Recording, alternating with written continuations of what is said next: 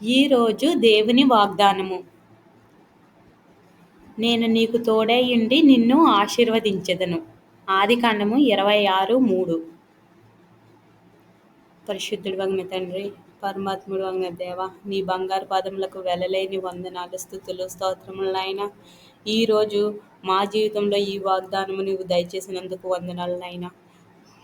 ప్రభువా, గత కాలమంతా నీ రెక్కల కింద కాచి కాపాడి మమ్మల్ని సజీవుల లెక్కలో ఉంచినందుకు నీకు స్తోత్రములు దేవా. యేసయ్యా, నీవే మాకు తోడుగా ఉండి మమ్మల్ని దీవించి ఆశీర్వదిస్తానని సెలవిచ్చిన గొప్ప దేవుడు ఓ ప్రభువా. ఎంతోమందిని ఆశీర్వదించావు ప్రభువా. నిన్ను నమ్మిన వారిని ఏనాడు సిగ్గుపరచలేదు తండ్రి. యేసయ్యా, మా ప్రార్థన ఆలకించినందుకు వందనాలు ప్రభువా. ఈరోజు ఎంతమంది అయితే ఈ వాగ్దానాన్ని ఆయన ప్రభు ఎత్తి పట్టుకుని ప్రార్థన చేస్తున్నారో, ఎంతమంది అయితే ఈ వాగ్దానాన్ని వింటున్నారో వారందరి జీవితాల్లో మేలు చేసి ఆశీర్వదించండి నాయన. ఈ రోజంతటిలో నువ్వే తోడుగా ఉండండి నాయన. ప్రభువా యేసయ్య, మా ప్రార్థన ఆలకించండి ప్రభువా.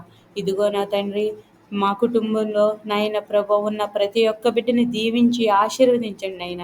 నీవిచ్చిన ఈ వాగ్దానాన్ని మేము తలుచుకొని ఈ రోజంతా నిన్ను స్తుతించుకొని ఆరాధించుకునే భాగ్యాన్ని మాకు దయచేయండి నాయన. యేసయ్య, ఈరోజు ఏ బిడ్డ అయితే పుట్టినరోజు జరుపుకుంటున్నారో, ఏ బిడ్డ అయితే వివాహ దినము జరుపుకుంటున్నారో నాయన, వారందరినీ దీవించి ఆశీర్వదించండి నాయన.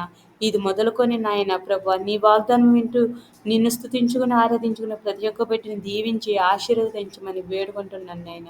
ఈ రోజంతా నీకే వందనాలు, స్తుతులు, స్తోత్రము చెల్లించుకుంటూ నీ ప్రేమ, నీ కరుణ, కృప, వాత్సల్యతలు మా పైన మా కుటుంబం పైన ఉంచమని తండ్రి అయిన యేసయ్య పరిశుద్ధ నామమునకు వందనాలు చెల్లించుకుంటున్నాను తండ్రి. Amen, amen, amen.